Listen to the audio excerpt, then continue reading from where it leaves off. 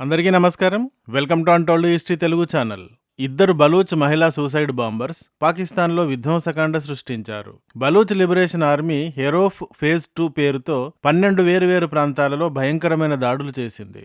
వీటిలో ఇద్దరు మహిళా సూసైడ్ బాంబర్స్ సృష్టించిన విధ్వంసం అత్యంత భయంకరంగా ఉంది. 24 ఏళ్ల ఆసిఫ్ మెంగెల్ అను మహిళ చేసిన దాడిలో 50 మంది పాకిస్తాన్ సిబ్బంది చనిపోయారు. మెంగెల్తో పాటు మరొక మహిళ కూడా ఈ దాడుల్లో పాల్గొన్నది. కానీ ఆమె వివరాలు ఏమిటో బయటకు రాలేదు. ఇంకా పాకిస్తాన్ పరిస్థితి అత్యంత దారుణంగా ఉంది. క్యాన్సర్ పేషెంట్ చివరి క్షణాలను లెక్కబెడుతూ బెడ్ పైన పడి ఉన్నట్టుగా ఉంది. దేశం భయంకరమైన పేదరికంలో పడిపోయింది. చేతిలో చిల్లిగవ్వలేదు. ఇతర దేశాలను అప్పడగడానికి సిగ్గుతో చితికిపోతున్నా అని స్వయంగా పాకిస్తాన్ పీఎం షాబాజ్ షరీఫే చెప్పుకున్నాడు మొన్ననే. ఈ పరిస్థితి ఇలా ఉంటే బెలూచ్ వీరులు పాకిస్తాన్ తుప్పు రేగొడుతున్నారు. మహిళా సూసైడర్స్ రంగంలోకి దిగడం, పాక్ మిలిటరీని లేపేయడం వెనుక ఉన్న రివెంజ్ ఏమిటి? అత్యంత తీవ్రమైన ఈ నిర్ణయం బలూచ్ లిబరేషన్ ఆర్మీ ఎందుకు తీసుకుంది? అసలు అంతకు ముందు ఏం జరిగింది అనే అత్యంత ఆసక్తికరమైన వివరాలను ఈ వీడియోలో చెప్తాను. మరి వీడియోకి ఒక్క లైక్ ఇచ్చి స్టార్ట్ చేయండి. 50 మంది పాకిస్తాన్ మిలిటరీని లేపేసిన మహిళ పేరు ఆసిఫ్ మెంగెల్. ఆమె వయసు 24 సంవత్సరాలు. బెలూచ్ ప్రాంతానికి చెందిన నుష్కి అను గ్రామ నివాసి. ఈమె 2023 అక్టోబర్ 2వ తేదీన తన పుట్టినరోజున బలూచ్ లిబరేషన్ ఆర్మీలో చేరింది. 2024లో బిఎల్ఏ ఫిదాయిగా మారాలని నిర్ణయించుకుంది. ఫిదాయి అంటే సూసైడ్ అటాకర్. బలూచిస్తాన్లో ఏం జరుగుతూ ఉందో మనకు తెలియనిది కాదు, బాగా తెలిసిన విషయమే. బలూచిస్తాన్ పాకిస్తాన్లో అతిపెద్ద భూభాగం గల ప్రావిన్స్. ఈ ప్రావిన్స్ పాకిస్తాన్ నుండి వేరై ప్రత్యేక దేశంగా కావాలని పోరాడుతూ ఉంటుంది. ఇందుకోసం బలూచిస్తాన్లో చాలా గ్రూపులు పోరాడుతున్నాయి. కానీ వీటన్నింటినీ లీడ్ చేస్తున్న అతిపెద్ద గ్రూప్ మాత్రం బెలూచ్ లిబరేషన్ ఆర్మీ. దీనినే బిఎల్ఏ అని షార్ట్ గా పిలుస్తారు. ఎందుకు ఇప్పుడు మహిళా సూసైడర్స్ ఆపరేషన్లోకి వచ్చారు? ఎందుకు ఇంత విధ్వంసం సృష్టించారు అంటే దీనికి బిఎల్ఏ చెప్తుంది ఏమిటి అంటే, పాకిస్తాన్ మిలిటరీ ఈ మధ్య మాపై దారుణంగా దాడులు చేస్తోంది, కనబడిన వారిని కనబడినట్టుగా చంపుతోంది. అందుకే మేము ఈ ఆపరేషన్ చేశాం. ఈ ఆపరేషన్ పేరు హెరోఫ్ ఫేజ్ 2, ఫేజ్ 1 కి కొనసాగింపు అంటూ ఆన్సర్ ఇచ్చింది. అంటే పాకిస్తాన్ మిలిటరీ బలూచిస్తాన్లోని తిరుగుబాటుదారులను ఏరివేసే చర్యలను చేపట్టింది. కొద్ది రోజులుగా అక్కడ దారుణ మారణకాండ జరుపుతోంది. వందలాది మందిని, బెలూచ్ విప్లవకారులను, స్వాతంత్ర పోరాట యోధులను చంపేసింది. రెబల్స్ అన్న పేరుతో సాధారణ ప్రజలను కూడా చంపేస్తోంది. స్త్రీలపైన అత్యాచారాలు కూడా తీవ్ర స్థాయిలో జరుగుతున్నాయి. ఈ విషయంగా పాకిస్తాన్ ప్రభుత్వమే స్వయంగా ఒక ప్రకటనను చేసింది. పాకిస్తాన్లోని కల్లోలిత బలూచిస్తాన్ ప్రావిన్స్ లో భద్రతా బలగాలు ఆదివారం కూడా ఆపరేషన్ ని కొనసాగించాయి. ఈ దాడుల్లో 92 మంది తిరుగుబాటుదారులు మృతి చెందారు. మొత్తం మీద ఇప్పటి వరకు 145 మంది చనిపోయారు. 17 మంది సైనికులు, 18 మంది సాధారణ ప్రజలు కూడా చనిపోయారు అంటూ ప్రకటించింది పాకిస్తాన్ ప్రభుత్వమే. అయితే ఇంతకంటే ఎన్నో రెట్లు ఎక్కువ మంది చనిపోయి ఉంటారు అన్నది అనధికారిక వార్త. యాక్చువల్ లెక్కలు పాకిస్తాన్ ప్రభుత్వం ఎప్పుడూ చెప్పదు కదా. ఇలా పాకిస్తాన్ ప్రభుత్వం తిరుగుబాటుదారుల ఏరివేతకు సైన్యాన్ని దింపడంతో Balochistan liberation army operation Herof phase 2 ని ప్రారంభిస్తున్నా అంటూ మహిళా సూసైడర్స్ ని దింపింది. వారు ఇలా విధ్వంసం సృష్టించారు. ఇంతకీ ఆపరేషన్ హెరోఫ్ ఫేజ్ 2 ఏమిటి అంటే, ఇది ఆపరేషన్ హెరోఫ్ ఫేజ్ 1 కి కొనసాగింపు. ఆపరేషన్ హెరోఫ్ అంటే బ్లాక్ స్టార్మ్, నల్ల తుఫాన్ అని అర్థం. పాకిస్తాన్లో బెలూచిస్తాన్ ప్రావిన్స్ లో బెలూచ్ స్వతంత్రం కోసం పోరాడుతున్న బిఎల్ఏ పాకిస్తాన్ పైన చేపట్టిన భారీ స్థాయి దాడుల సిరీస్ లోని సెకండ్ ఫేజ్ ఇది. మరి ఫస్ట్ ఫేజ్ ఎప్పుడు జరిగింది, ఏం జరిగింది అప్పుడు అనే వివరాల్లోకి వెళితే, ఇది ఆగస్టు 25, 26 తేదీల్లో 2024లో ప్రారంభించబడింది. నవాబ్ అక్బర్ బుగ్చి అనే బలూచ్ జాతీయవాద నాయకుడి మరణ వార్షికోత్సవ సమయంలో జరిగింది.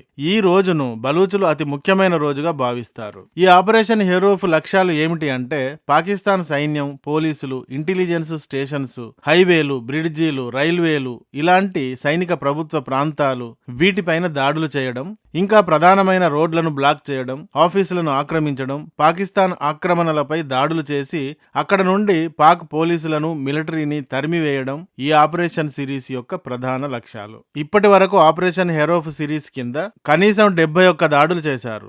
ముఖ్యంగా మూసాఖేర్, కలాత్, మస్తుంగ్, లగ్బేలా వంటి జిల్లాలలో దాడులు చేశారు. బిఎల్ఏ యొక్క Fatah squad, special tactical operation squad వంటి ప్రత్యేక యూనిట్లు ఈ ఆపరేషన్ హెరోఫ్ పేరుతో చేసే దాడుల్లో పాల్గొంటాయి. ఆపరేషన్ హెరోఫ్ ఫేజ్ 1లో 130 మంది పాకిస్తాన్ మిలిటరీని లేపేశాం, చాలా ప్రభుత్వ ఆస్తులను ధ్వంసం చేశాము అని బిఎల్ఏ చెప్పుకుంటోంది. కేవలం 14 మంది మిలిటరీ అండ్ 23 మంది సివిలియన్స్ మాత్రమే చనిపోయారని పాకిస్తాన్ చెబుతోంది. ఎందుకు బలూచులు ఇంత తీవ్రంగా పోరాటం చేస్తున్నారు, తమ ప్రాణాలనే గడ్డిపోచలాగా భావించి వీరమరణం పొందుతున్నారు అంటే మనకు ఇందుకు కారణం తెలిసిందే. చాలాసార్లు ఈ విషయం గురించి చెప్పుకున్నాం. భారత్ పాకిస్తాన్లు 1947లో వేరైనప్పుడు బలూచిస్తాన్ ప్రత్యేక రాష్ట్రంగా ఉండేది. దీనిని పాకిస్తాన్ బలవంతంగా కలిపేసుకుంది. అప్పటి నుండి తిరిగి వేరై స్వతంత్రం పొందడానికి ఇక్కడ పోరాటం మొదలైంది. 1958, 73, 2004, 2015, 2024, 2025లో కంటిన్యూగా ఇందుకోసం పోరాటాలు జరుపుతున్నారు.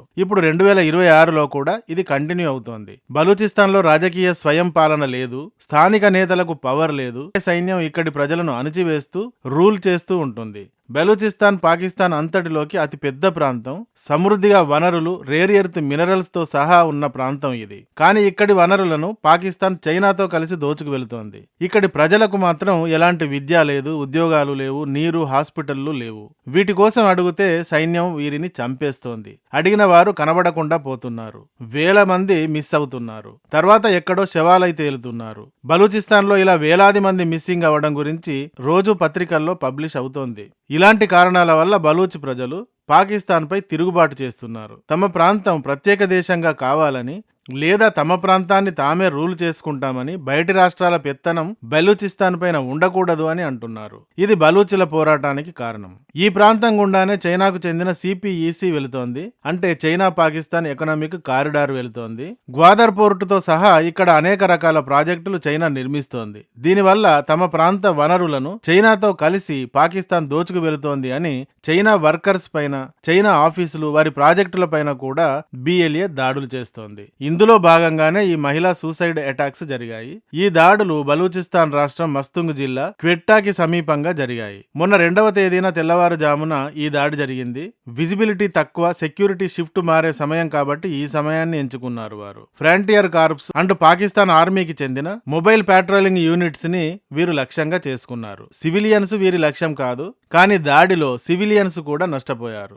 బాంబు బ్లాస్ట్, వెంటనే ఫైరింగ్, తర్వాత ఎస్కేప్ రూట్స్ ముందే ప్లాన్ చేసుకోవడం జరిగింది. ముందుగా రోడ్డు పక్కన ఐఈడీలను బ్లాస్ట్ చేశారు. తర్వాత వెంటనే సూసైడ్ బాంబు డిటనేషన్ జరిగింది. ఆ తర్వాత ఫైరింగ్ కూడా జరిపారు. దాడి ఇలా జరిగింది. ఈ దాడిలో అసిఫా మెంగల్ తో పాటు మరొక మహిళ కూడా పాల్గొన్నది. 2 మహిళా సూసైడర్స్ ఈ విధ్వంసాన్ని సృష్టించారు. కానీ 2వ మహిళకు సంబంధించి ఎలాంటి వివరాలు బయటకు రాలేదు.